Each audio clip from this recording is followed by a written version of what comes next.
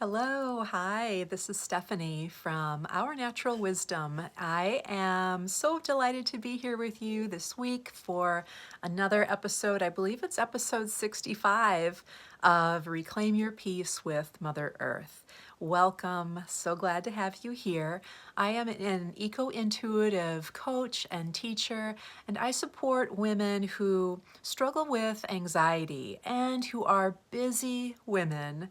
I help you find simple practices to reclaim your peace with nature.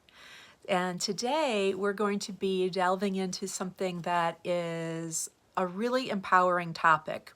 And that is the fact that the most powerful and empowering way to transform your life is to learn to observe your thoughts and to do that with compassion.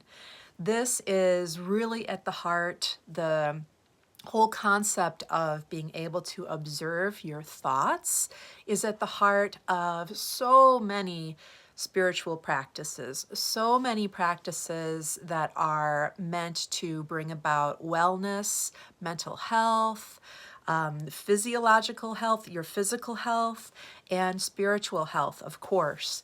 The key is to learn how to observe and to allow and to just let the thoughts go rather than analyzing them and judging them and dissecting them. That is what so many of us have been conditioned to do, to meet our thoughts with more thinking, to just put more of our intellect into play, right? That's where so many of us really can spiral into anxiety, into intense and debilitating self-doubt, into depression and even grief. So the key is to observe and to recognize that you are not your thoughts. I'm going to say that again. To recognize that you are not your thoughts. Your thoughts are separate from who you are.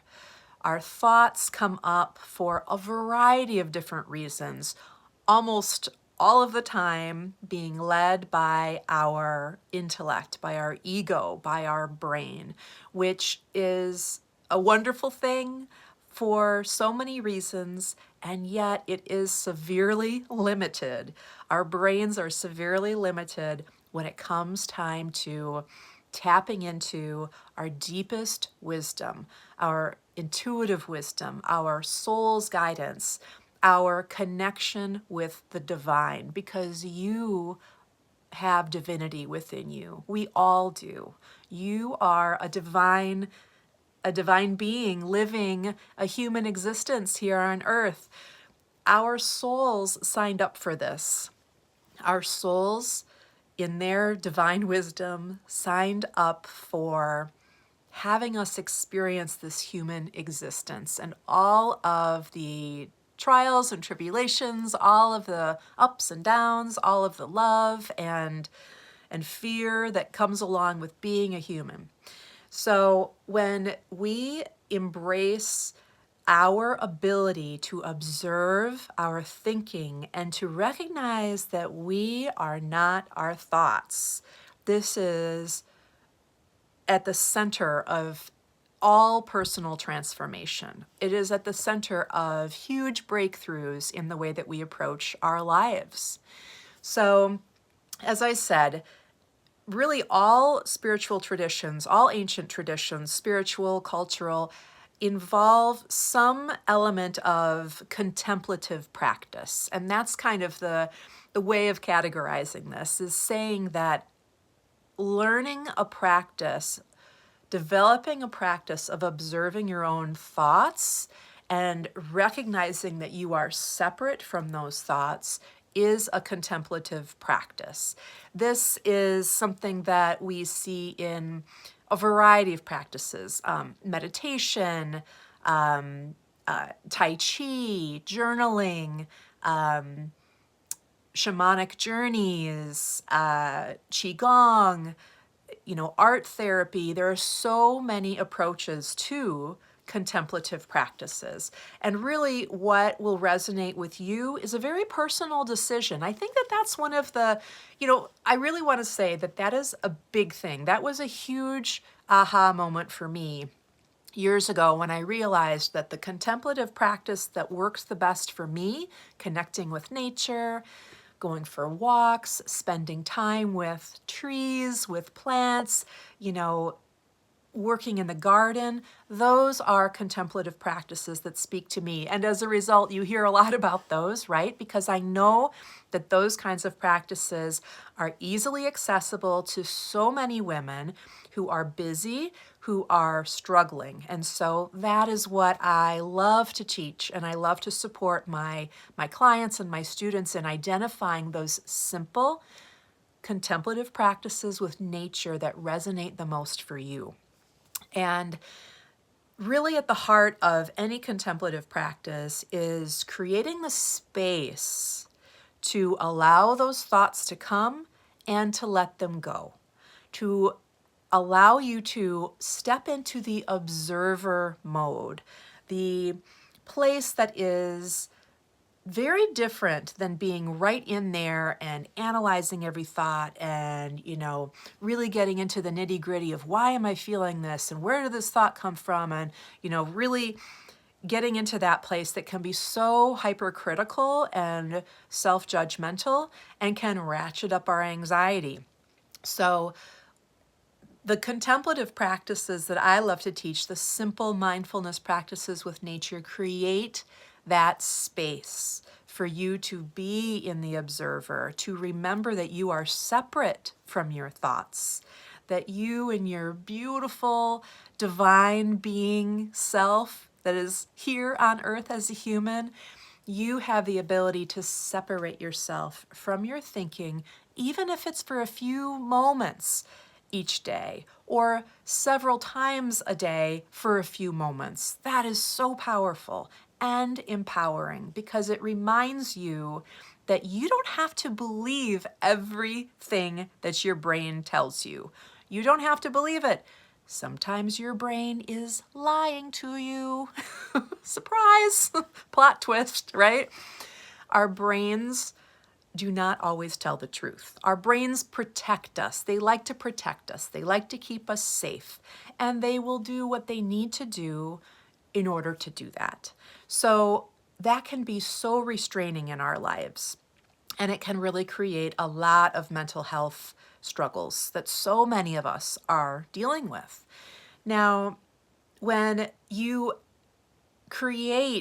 come into knowing that there is a particular contemplative practice like being in nature that really speaks to you, that resonates for you, it can be truly transformational in your life because it will create that space for you to observe your thinking. And so you are increasing your self-awareness. You will, through that separation, through that, which is a healthy separation, it's a boundary that you are establishing for yourself. And it allows you not to be so immersed and, interwoven into your thinking.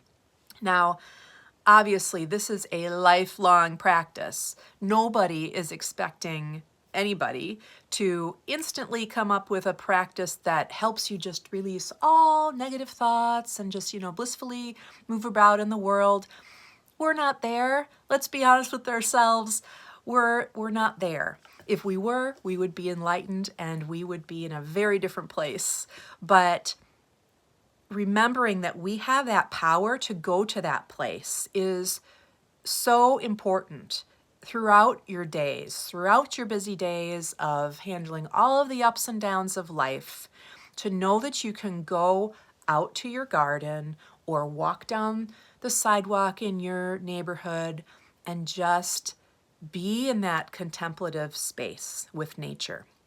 Now, so the first thing about it that I wanted to really point out is how it brings about that level of self-awareness that is fundamental to any kind of personal transformation. Any kind of personal growth necessitates a level of self-awareness. And that, when practiced in conjunction with self-compassion, with allowing yourself to observe your thinking, recognize that it is separate from you, from your true essence, from your true nature, you can tap into that self-compassion, and that helps you release those thoughts and get much more clear on the thinking that will most serve you. This is self-regulation. This is another step toward achieving that balance that so many of us are seeking in our lives, that ability to be self-aware and to have a means of self-regulating. When we can achieve those things, then self-inquiry is the next step, and that's where such profound change can happen, because that's when we really start to evaluate our habits, our self-limiting beliefs, the ways that we sabotage ourselves through listening to everything that our brain tells us, right? So it is a beautiful progression of coming home to yourself. And I came up with a little simple practice in nature that I feel can be really helpful with being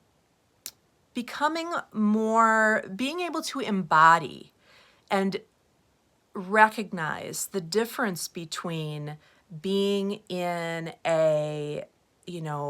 leading with your mind as opposed to leading with your soul, with your heart, with your intuition.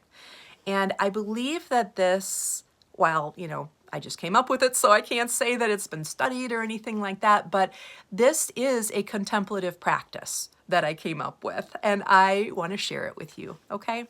So, of course, nature lovers. We are nature lovers. You are here listening to me because you were attracted to the idea that I talk about connecting with nature and connecting with your soul.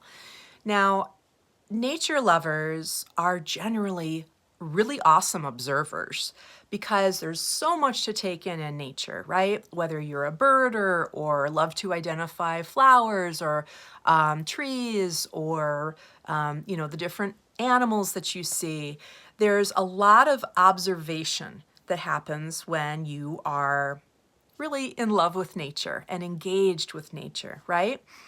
And you might have a knack of spotting things that other people don't see, like the, herd of deer back in the field, or the, the wild turkeys in the woods, or the tiniest little flower that just opened and is amazingly beautiful, or little tiny, insects, little grasses, all of these things. I bet you have some experience of being able to identify something that was easily overlooked by other people, right? And it is such a great experience to have that, to be able to, have that, aha, somehow my eyes landed upon this.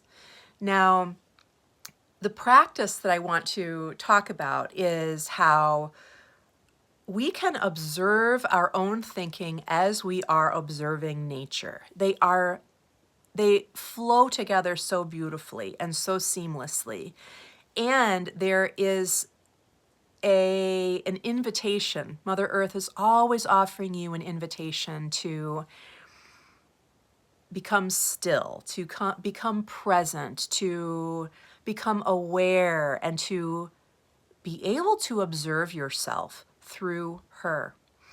So the practice is to take some time to go out into nature. You could do this from a window, but I think that it would be especially helpful in a garden setting. That's where I tend to do it. Just going out into the yard and looking at a part of the garden.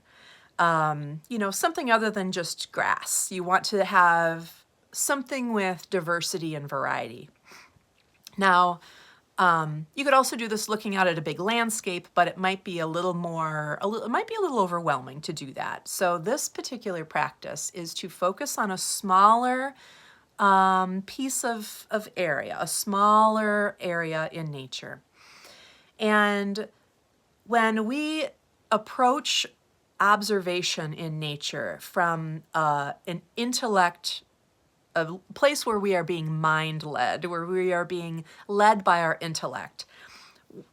If you've learned anything in classes perhaps about how to quickly get an overview of a place in nature, a lot of people who are excellent nature observers have a way, they have an approach that it may be that they allow their eyes to slowly go back and forth in a grid pattern, and they're taking it all in, and they're looking and looking and looking and observing, and maybe they'll go up and down and observe in that way. Maybe there's another approach that they use, but the point is that it is very much led by the intellect. It is focused on gathering as much information as possible. It is focused on, I would say, a fairly broad overview and a superficial level connection, a superficial level of awareness of what is in front of you in nature.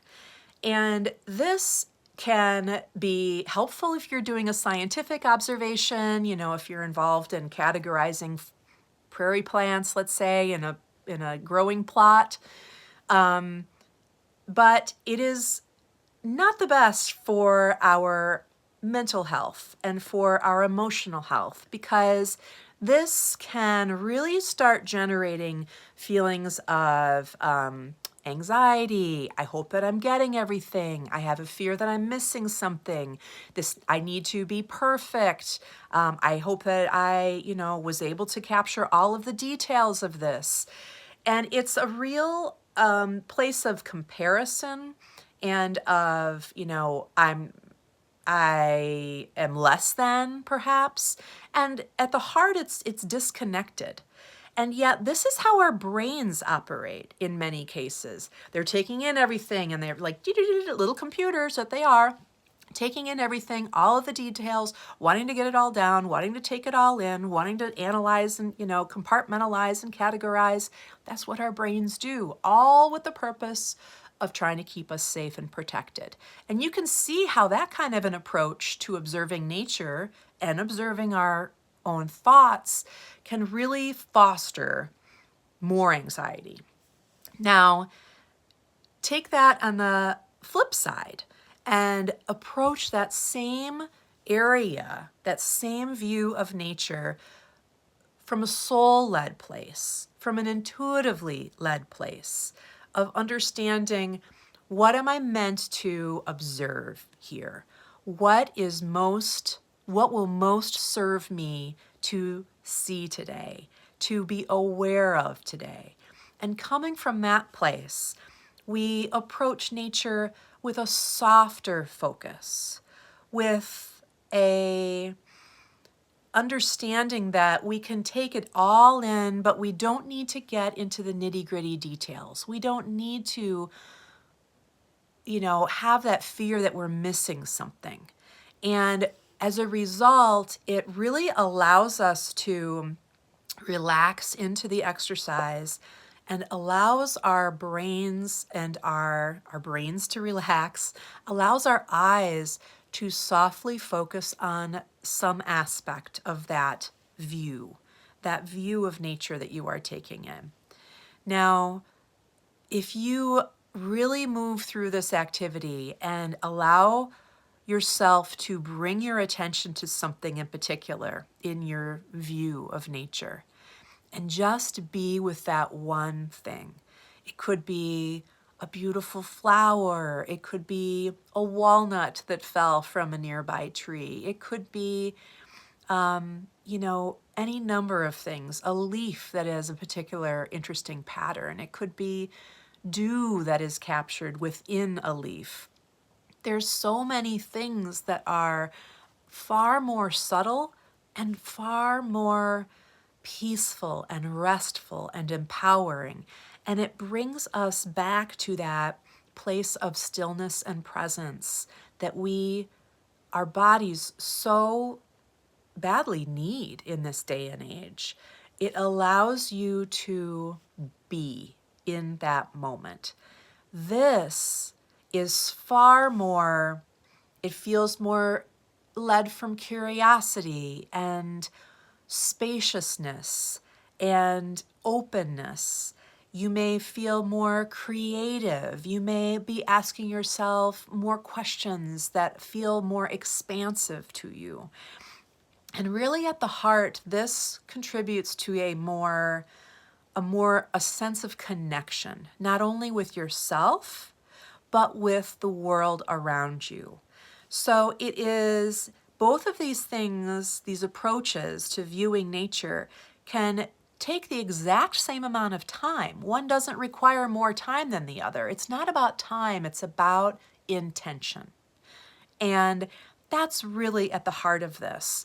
Allowing yourself that intention to observe with soft focus, to observe your thinking with soft focus, and to observe from a place of curiosity, a place of expansiveness, a place of greater awareness, and with the knowing that you can tap into whatever deep wisdom is coming up for you in that moment.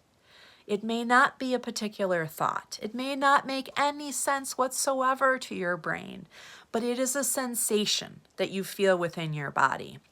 And that is so different than the observation of nature from a very, analytical, scientific perspective. So I encourage you to take some time when you can, hopefully today, because this really won't take more than 5 minutes, to be in a place in nature or to look out a window. Take it in from that analytical mind, with the mind-led approach, where you want to take it all in and you're, gritting it out the way that you're looking and you're taking it in, taking it in. It's like you're just constantly taking in information. Feel how that feels in your body as you're doing that. Then give yourself a little break and then approach it from a soul-led place. Allow your heart to lead you in observing and see what it feels like to have that softer focus, to softly focus on one aspect of that view that really is drawing you in. How that particular tree branch is moving, or how that squirrel is so gently moving through the leaves looking for the nut that they stored away. And just be in that place of soft awareness. See how that feels within your body. And this difference is going to be such a beautiful place to come back to in terms of understanding the difference between observing your thinking and letting yourself getting lost in the details, and observing your thinking, allowing the thoughts to be and allowing them to pass. And using that as a time to go deeper into your knowing, your true self, your deepest wisdom, your soul's guidance, your intuitive wisdom, your connection with the divine. So we always want to keep coming back to that soulful way of observing, not only our own thinking, but the world around us. This can transform your life in so many beautiful ways. So I really encourage you to give this simple practice a try and tell me what you think. I would love to hear. I also have a great announcement. I'm so excited to announce that I am beginning a monthly masterclass. It is called Thriving with Nature, and the first class will be offered on Tuesday, February 27th at 11 a.m. Central Standard Time. Our first class is focusing on nurturing your rising energy. And this is going to be a time to connect more deeply with the wisdom of Mother Earth, to attune with Earth's energy, and to really receive all of the benefits of that in your life. So if you are interested in signing up, I sure hope you are. You can check out the link down below in the description. This class will be $21. This is a special rate for the very first class. I'm really hoping to see you there for Thriving with Nature on Tuesday, February 27th at 11 a.m. And I will also see you again next week, Tuesday the 27th, February 27th, at 2 p.m. for another episode of Reclaim Your Peace with Mother Earth. It was so good to be here with you again today. Have a beautiful week. I will see you again soon. Bye-bye.